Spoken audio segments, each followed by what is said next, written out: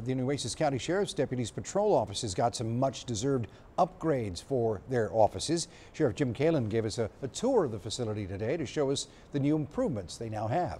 What made it even more unique, Texas prison inmates even contributed to some of the features, including a conference room desk and podium for a training center. He says their previous patrol offices were not in the best of shape and they really needed an update. This is truly amazing that we have something like this for our patrol people. This is state of the art here. It has, for the amount of money that we spent and what we got, we certainly have came out winners. And the new patrol office cost $200,000. Meantime, a huge fine is coming for the contractors who worked on a bridge that collapsed in Florida back in March.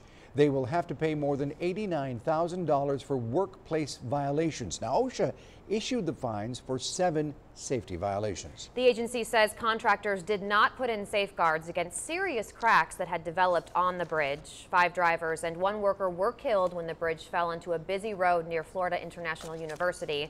Investigators still do not know what exactly caused it.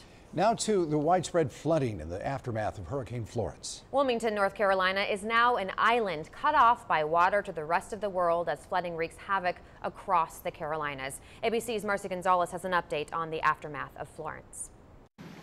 Devastating flooding covering entire communities. Water in some places receding while in others relentlessly rising.